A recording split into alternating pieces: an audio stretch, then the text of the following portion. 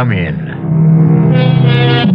Welcome. I'm E.G. Marshall. Welcome to the fear you can hear. Welcome to the world of terrifying imagination. We are about to bring you a tale of magic.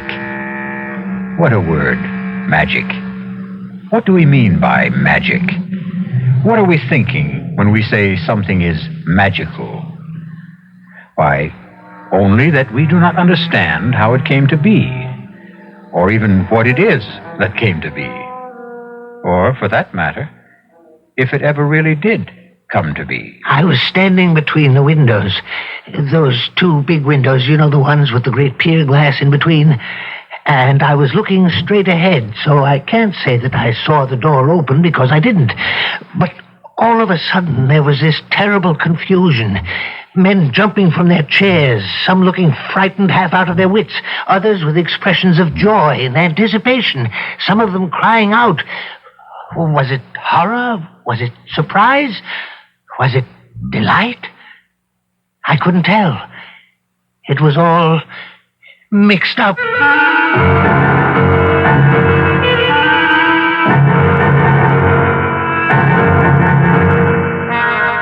Our mystery drama, The Walls of Jericho, was written especially for the Mystery Theater by Elspeth Eric and stars Robert Dryden. I'll be back shortly with Act One.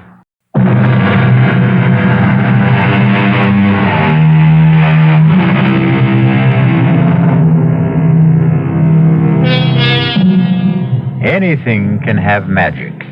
A name, a poem, a face, a touch, a phrase of music, a sudden silent thought that brushes across the mind.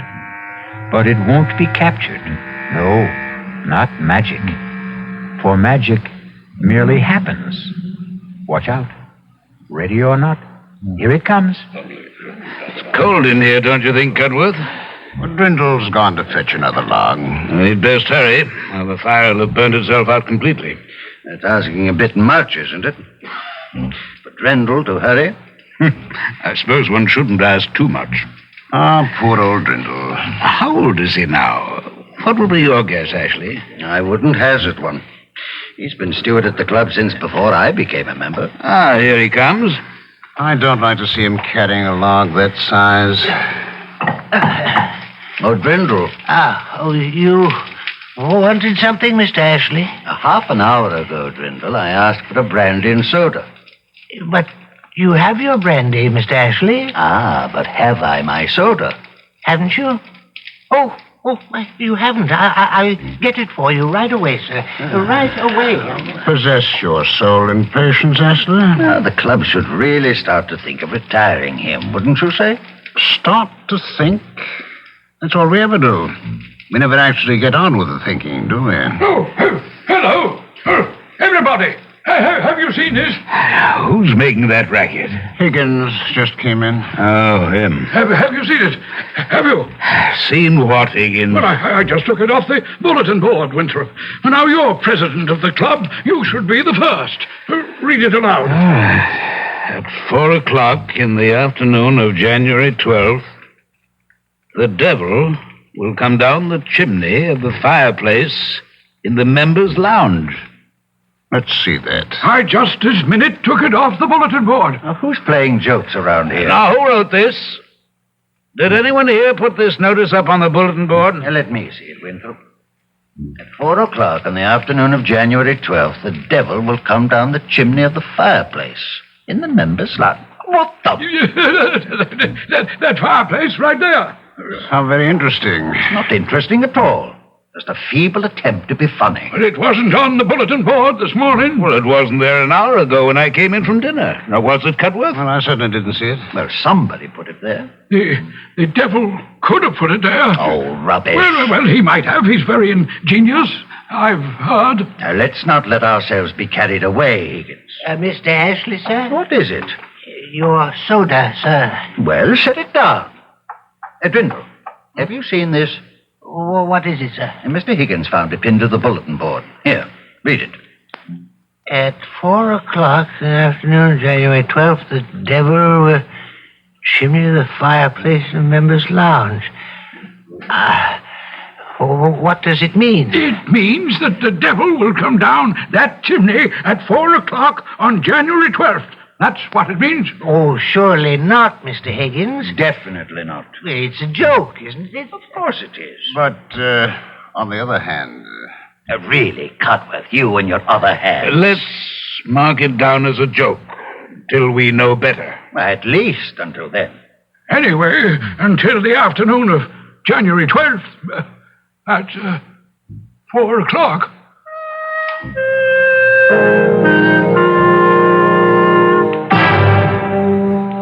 Fools. Half-wits. Come to the table. Boobies, every one of them. Now, your oatmeal will get cold. Oats, clods. Don't blame me if it's spoiled. I bamboozled them like the bunch of noodles they are. Anytime you'd care to state what you're talking about, I'm all ears, as the saying goes. Meantime, come sit down. Esteemed high and mighty members of the Ralph Waldo Emerson Gentlemen's Club, from the president, the exalted Mr. Amos Winthrop on down. Oh, them. Imbeciles. Now, you didn't go making trouble, did you? That remains to be seen. Because they're just waiting for an excuse to give you the sack. You're not so young anymore. I know that, Martha. And not always strictly teetotal on the job, I suspect. I'm never drunk. Well, a man needs to be a little elevated to spend 10 hours a day with those Back Bay snobs, but I flim-flammed them. Now, look here, Timothy Drindle. Don't you go doing anything to raise the hackles on those gentlemen. Nincompoops. Because if they should give you the old heave-ho, you know where you'd wind up, don't you? Right here at home with me, and I won't have that. They're not about to fire me, not right away. As a matter of fact, it's I who may have lighted a small fire under them. They should be starting to feel the heat of it soon now. Very soon. Timothy, what have you done?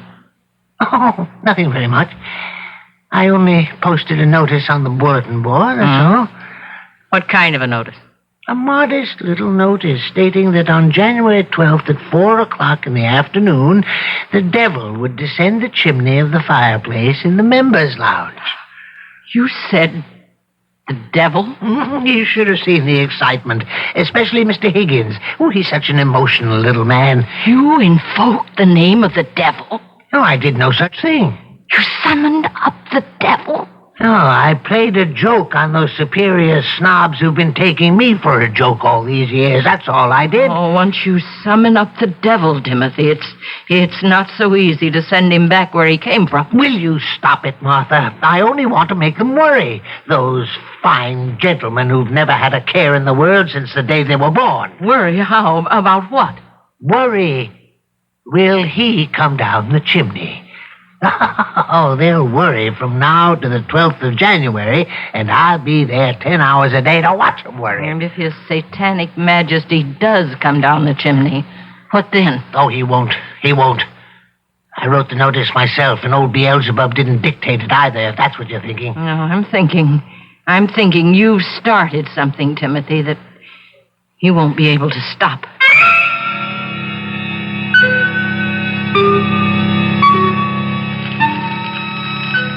Your coffee, Mr. Winthrop? Oh, thank you, Drindle. That's quite a fire you've got going there. I always try to keep up a good, smart blaze, sir. Nothing special about this particular fire, Drindle? No, sir. It's January 12th, Drindle. And precisely 3 minutes before 4 in the afternoon. Is it indeed, sir? Oh, come off it, Drindle. Surely you're not indifferent to the heralded appearance of the Prince of Darkness down the chimney? Well, it's really no concern of mine, Mr. Winthrop. No, the membership doesn't share your aplomb, Drindle. Lounges filled to overflowing. So it is, sir, and I'd best stir myself. Other gentlemen will be wanting coffee. Bring me a brandy, Drindle, if you have the time. All the time in the world, Mr. Higgins. Old Drindle's the only cool character in the room. Even Ashley, who thinks this whole thing's nonsense. Ashley doesn't even believe the devil exists, for goodness sakes. Well, he's still been sitting on that little hassock by the fireplace since noon. I tried to get him to lunch with me, but he wouldn't budge. Oh, suspects a trick, no doubt. What do you? Well, it is possible, I suppose. But who'd want to play a trick like that? I mean, even if someone wanted to, how'd he go about it? Now suppose something, or someone, descends that chimney at 4 o'clock, as I am firmly persuaded he will. Who or what could do that? There's a great roaring fire going. Drindle saw to that. Well, suppose someone with a perverse sense of humor should toss a dummy down the chimney. We'd find it afterward. Well, none of it was reduced to ashes. But something would remain. It couldn't all burn up. Am I right? Well, ask Cudworth. He's the brainy one. Gentlemen, all prepared for the big moment? Hello, Cudworth. Only the devil himself could survive a trip down that chimney. Am I right, Cudworth? I'd say so, yes. It's nearly time. Nervous? Well, I don't know what to think. I mean, I don't know what to expect. The whole thing is nerve-wracking. Positively devastating. It's time. What's that? It's him! It's him! The devil himself! He's there! See him? There he is! There is certainly something there. Someone. Oh, it's the devil! It's old Harry, the devil! Is it really the fiend? Look at him, standing in the flames! He's laughing! Is he really laughing? Oh, that old serpent! Look at him! He's gone. No, he's not. He's still there, in the flames! Laughing in the flames! He's... Well, now he's gone. Well, that was quite an experience. Yes, it was. Oh, 'twas the most wonderful thing that's ever happened to me in my entire life. Oh, really extraordinary. Well, now, are you all satisfied? What do you mean by that, Ashley? His Satanic Majesty failed to put in an appearance. Of course he put in an appearance. You didn't see him? Now, don't tell me you did. Of course we did. He was all in black, head to foot. No, he was dressed in red. Black and red, I thought. Well, he had red hair. You couldn't see his hair. He wore I a cap. saw his hair. It was sort of waving in the flames, a draft or something, but it never caught on fire. I distinctly remember noticing that. He wore a cap. You couldn't see his hair, and his mustache was black. No cap. A cap and a big black cape. He kept his cape around him all the time he was standing there. Yes, but the cape was red, a very bright red. Now listen to yourselves. Listen, will you? You all saw him. You all say you did. But each of you saw something different. Red cape, black and red cape. Why, it's ludicrous. It is not ludicrous at all. We were all overexcited, all worked up over this thing, and maybe our accuracy, our powers of observation were impaired. That's possible. Except, I know he wore a big black cape. Beg pardon, Mr. Higgins? Yeah, don't bother me now, Drindle. Your brandy, sir. Now, Drindle, settle this argument for us, will you? What was the devil wearing? Devil, sir? What was he wearing when he came down the chimney? I wouldn't know, sir. I was not in the lounge. I was fetching Mr. Higgins' brandy. Did the devil make an appearance, sir? How then was the devil dressed? Oh, he was in his Sunday best. His coat was red, and his breeches blue, and there was a hole where his tail came through. Those charming lines were written by Mr. Robert Southey at the turn of the century, but not our century. No, 100 years before. Clearly, the devil had time to acquire a new suit of clothes. We'll be back shortly with Act Two.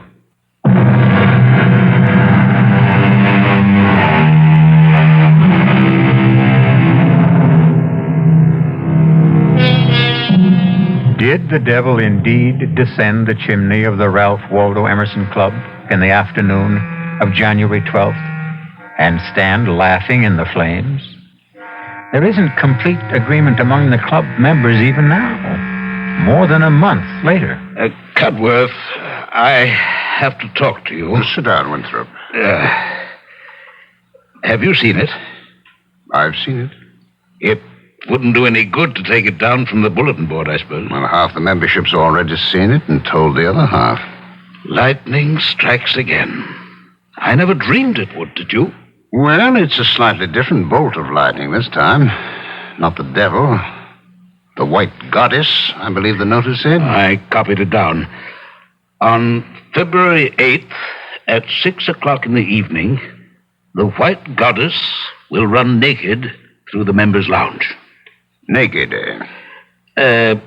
Cudworth, just who is the white goddess? Daughter of Astarte, I believe. And, just who is Astarte? I'm sorry not to be up on these things, but it's not really in my area of concern. I believe Astarte is the goddess of fertility and sexual love. You don't say. Well, that would account for her being naked, wouldn't it? Cudworth, do we still believe in such things? Goddesses of sexual love? Why shouldn't there be such a goddess? And why shouldn't she have a daughter? And why shouldn't the daughter be called the white goddess? You don't believe she'll run naked across the members' lounge, do you? I didn't believe the devil would come down the chimney. But you did see him, didn't you? Yeah? Or something that looked very like him. Assuming, of course, I know what the devil looks like. Cudworth, I saw his horns. Did you indeed? Have you seen it? Have you seen the notice? Yes, we've seen it. Do you know that members are pouring in from all over the country? Oh, no. Members that haven't been inside the club in 20 years. We can't even begin to put them up. Half of them are stopping at hotels. Oh, heaven help us. Oh, cheer up, Winthrop. There's a chance the white goddess won't show. I don't know, Cudworth. I have a sinking feeling that she will.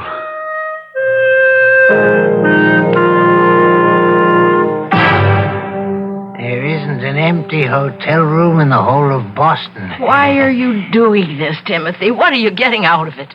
I'm getting something off my own back, that's what. I'll never understand you. You haven't up to now, that's for sure. Playing jokes on people at your age. It's no joke. Well, I don't know what else you could call it. It's a plot. A plot to make them squirm, those fine gentlemen with their fancy ways. Why should they go through their entire lives without knowing a moment's uncertainty or a pang of anxiety? They're always so damn sure of themselves. Well, they're not sure any longer. They're divided amongst themselves already on the subject of the devil. I hear them jawing away about it in the lounge. Was he there or wasn't he? What did he look like? What did he wear? Mr. Higgins says red.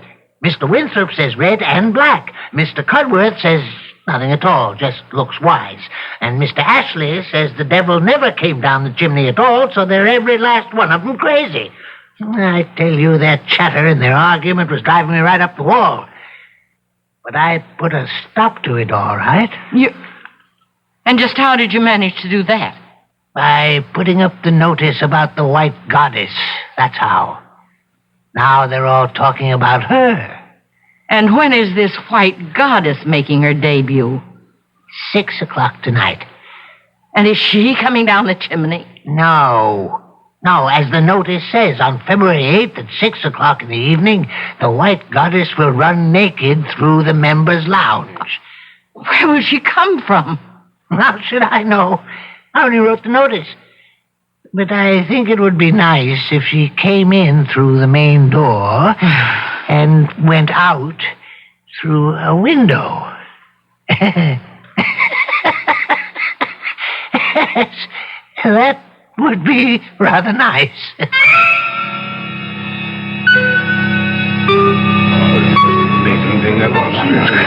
The room is filling up. It's amazing. Oh, I don't know. It isn't often, if ever, any of us gets to see the white goddess run naked across the lounge. You think they really believe? Well, who knows what they believe. Cudworth, do you believe?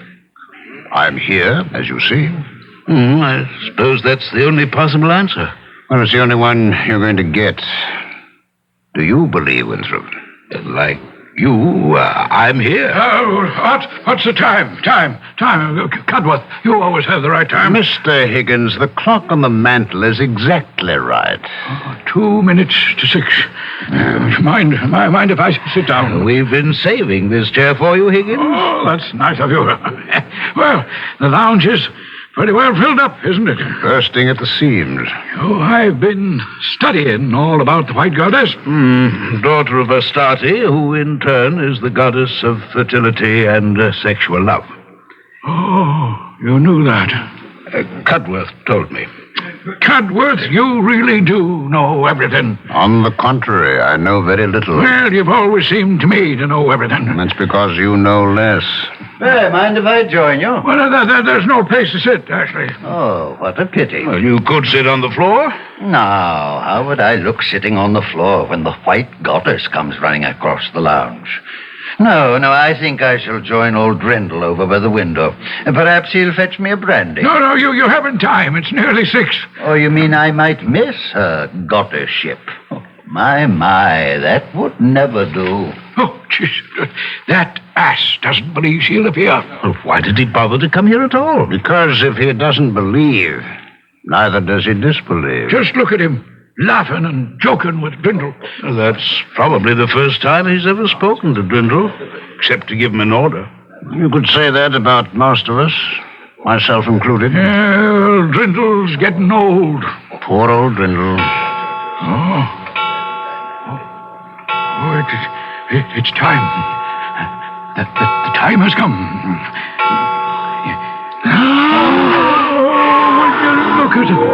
Look at her. She's beautiful. Sublime. Oh, White Goddess.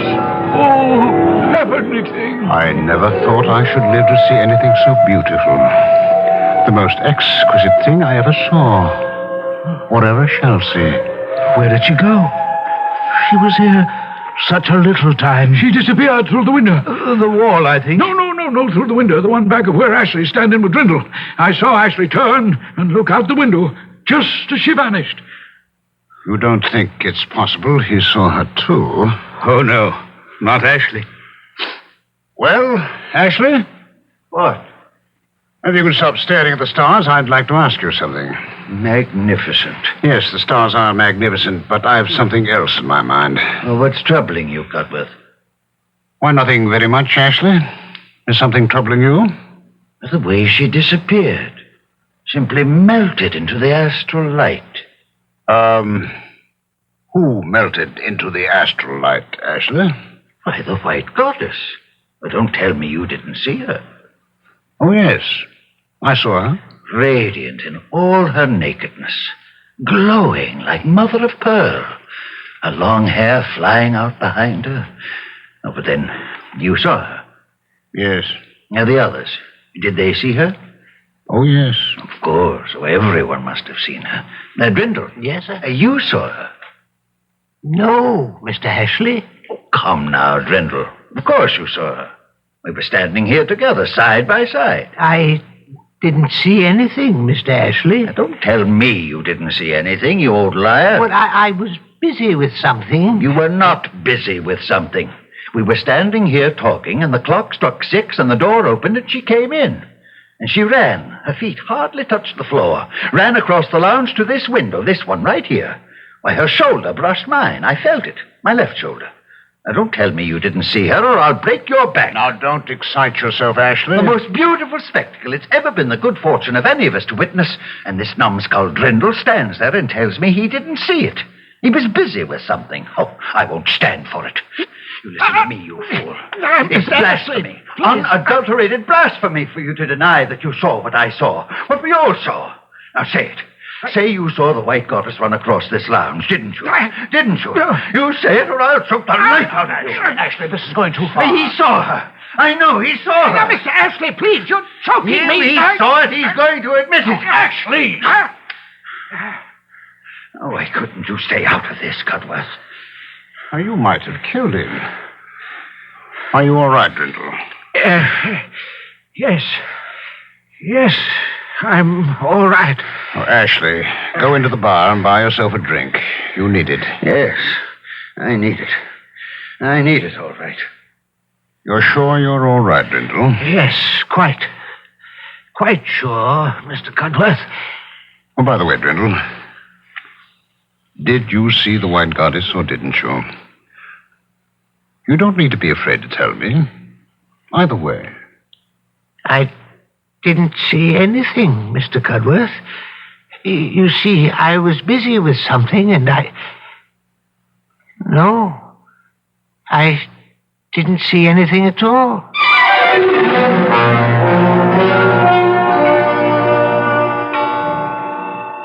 Well, I think I must be getting on home. Yes, it's been quite an evening, hasn't it? Quite an evening. A never to be forgotten evening. Beautifully put, Ambrose. Well, come along. I'll drop you off. Thank you. So long, everyone. Night all. Oh, wake up, Ashley. Yes, I'll wait for you. Well, Cudworth? A never to be forgotten evening. Well, at any rate, one I'll never forget. I fancy none of us will ever forget. You leaving now? No, I'm going to stay until the room's cleared. It's about cleared now. Nobody much left? I want to speak to old Drindle. He doesn't look too happy. That was quite a going over Ashley gave him, wasn't it? Looked that way. Ashley can be a rough man. Can't he, though? Well, I'm off for home. Night, Winthrop. Night, Cudworth. A never to be forgotten night. Oh, Drindle. Yes, Mr. Winthrop. May I speak to you for a minute? Oh, yes, of course, Mr. Winthrop, of course. You all right? Perfectly all right. I couldn't help noticing you and Mr. Ashley seem to be having an altercation of some sort. Mr. Ashley was angry, sir, because I wouldn't say I saw the White Goddess. And why wouldn't you say you saw the White Goddess? Because I didn't see her. But we all saw her, Drindle. Even Mr. Ashley saw her. She wasn't there. But, my dear man, she was there. She ran across the lounge all naked, just as the notice said she would. Now, why do you persist in denying it? Because I wrote the notice. Oh, now, Drindle. And I wrote the other one, too, about the devil coming down the chimney. I wrote them both, and I made them up out of my head. Why are you lying to me, Drindle? I'm not lying, sir. But of course you're lying. I don't know why you're lying. Perhaps to make yourself important in our eyes. I am not lying. But we all saw her, Drindle. It was the most exquisite moment of our lives. We saw her. Therefore, you're lying.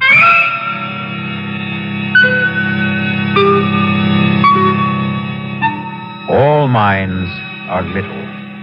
In this great universe of ours, man is a mere insect as compared with the boundless world about him, as measured by the intelligence capable of grasping the whole of truth and knowledge.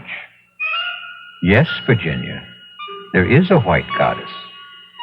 We'll be back shortly with Act 3.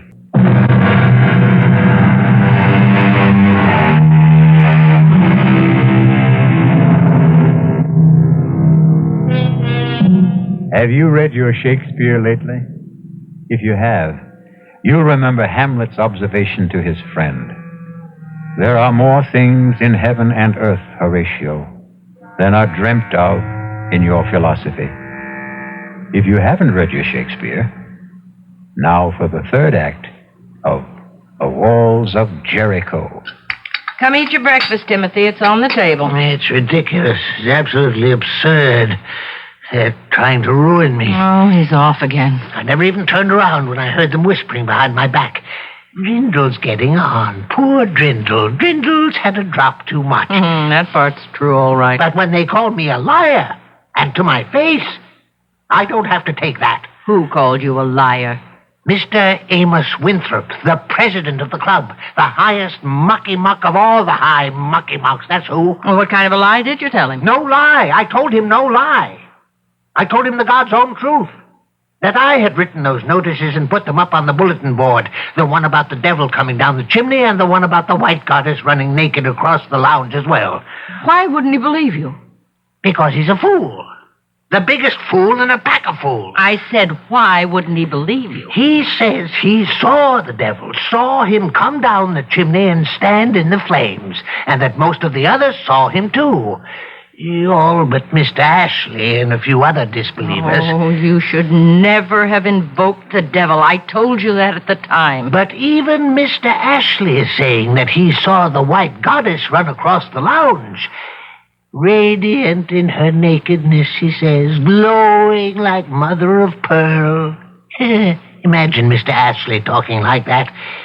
He says she brushed up against him, against his shoulder, and then went out through the window and melted into the astral light.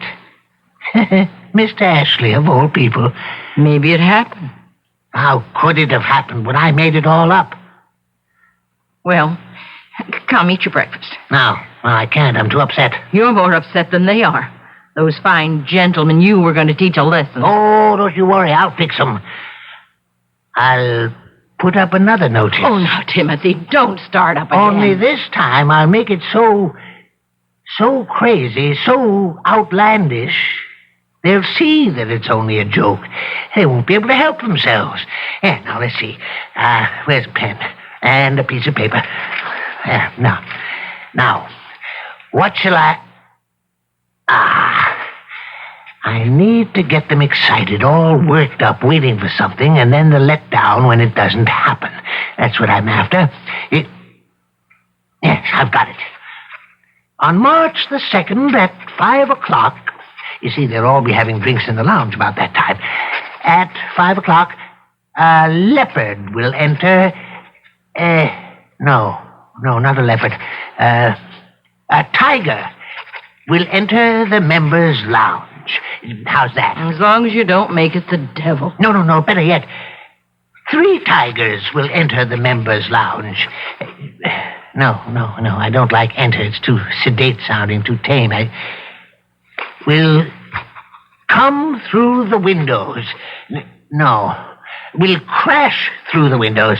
Yes, that's good. Will crash through the windows of the members' lounge. There. That should put Mr. Winthrop in his place. Somehow, Timothy, I don't think you were born to put Mr. Winthrop in his place. That's where you're wrong, Martha. It's precisely what I was born for, and this'll do it. Wait a minute. I thought of something else. What now? Listen to this. On March the 2nd at 5 o'clock, 3 tigers will crash through the windows of the members' lounge, one of them carrying a chicken in his mouth. Oh. Yeah. How's that, Martha? Huh? How's that? Oh, that's perfect.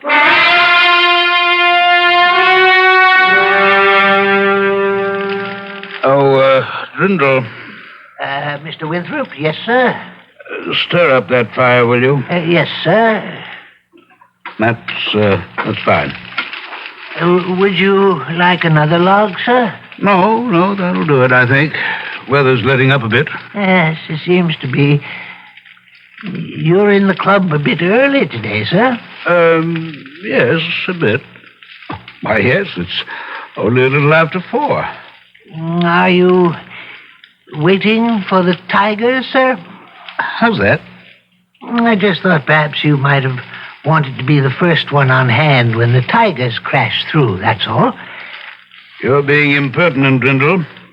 That's very unlike you, Drindle. Is it, sir? Same as you're lying. It was unlike you to lie to me. Yeah, I suppose it was. You know it was. Now, you're not going to tell me the latest notice on the bulletin board was also your invention, are you?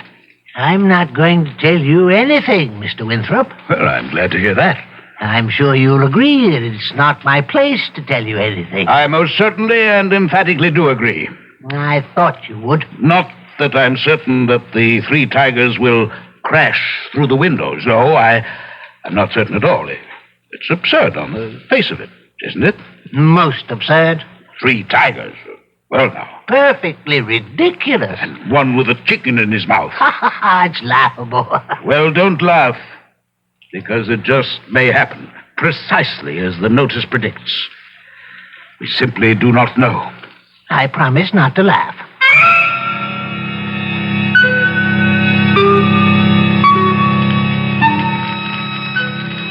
Nervous, Cudworth? A few flutters. It's the uncertainty, of course. I've been here since 4 o'clock. Can you imagine that? I had a hard time staying away myself. I had a few sharp words earlier with Drindle. Sorry to say. The old man's getting very independent, very opinionated. Where is he? He's usually around taking drink orders by now. He's standing over there by the main door looking very superior.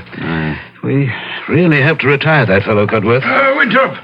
Cudworth, do you realize people are standing outside on the sidewalk? This isn't a club matter anymore. It's spread all over the city. Oh, I can't say I care for that. It looks like hundreds of people. I tried to get Ashley to be with us for the great event, but he insists on his post by the window. Ashley by the window, old Drindle by the main door. Well, we're well covered. We should be quiet. It's time.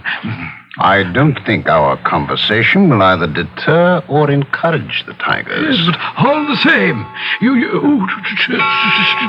quiet.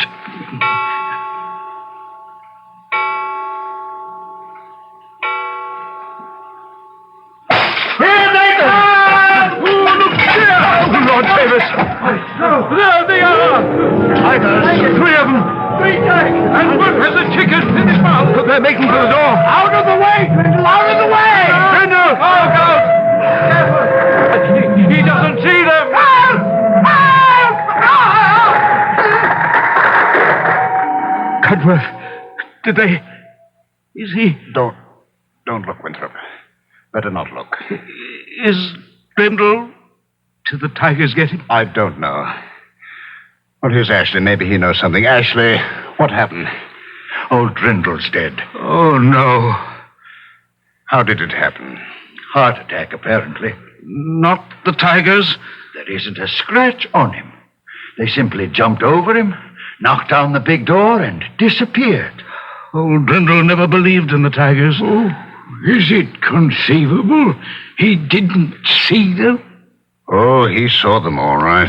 Well, how can you be sure? Well, don't you remember, just before the tigers reached the door, he called for help.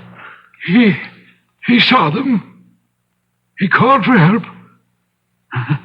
And he died. Of fright, do you think? Can you think of anything more frightening than the sight of something you never believed in coming to get you?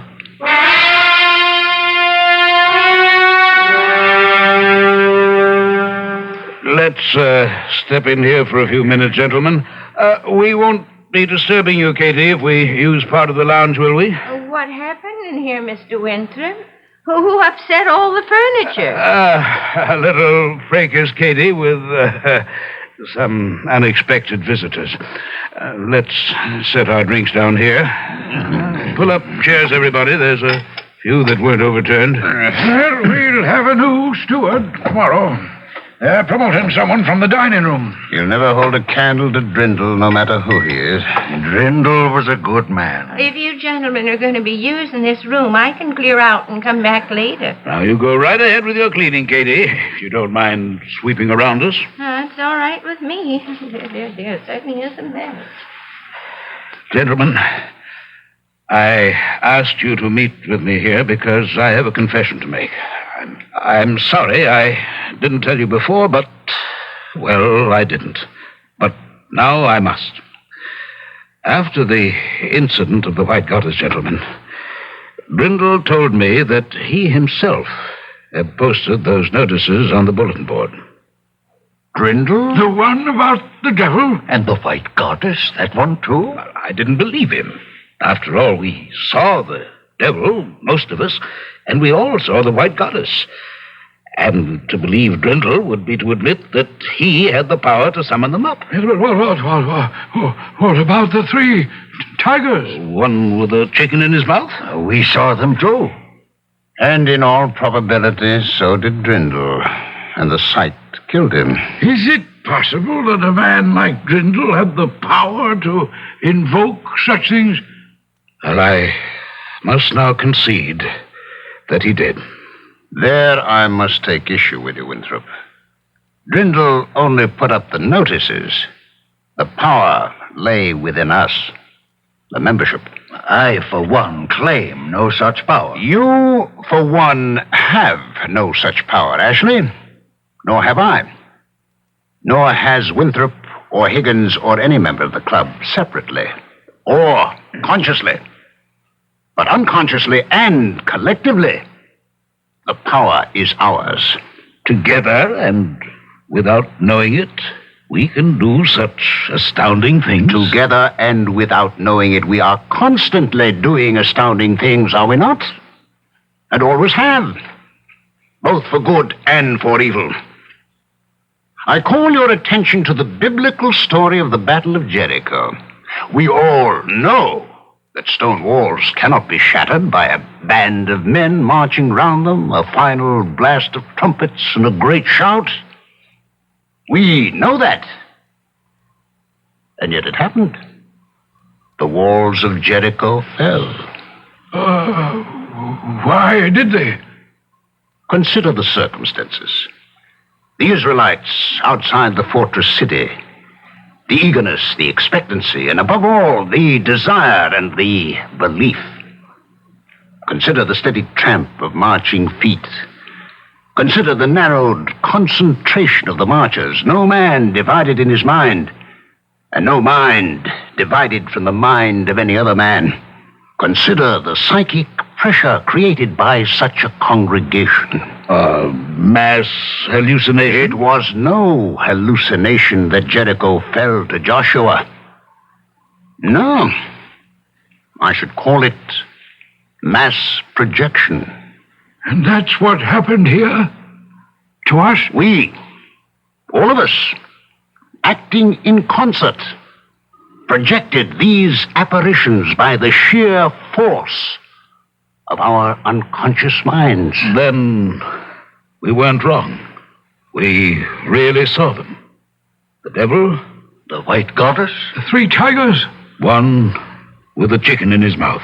We really saw them, even as the walls of Jericho really fell. Beg your pardon, sir. What is it, Katie? Oh, look what I swept up over by the main door, sir.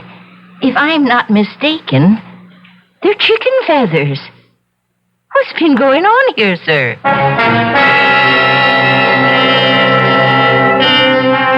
And so ends our tale of magic. A magician performs his tricks. We are delighted and applaud because we cannot comprehend how he did them. But what if the magician himself cannot comprehend? I'll be back shortly.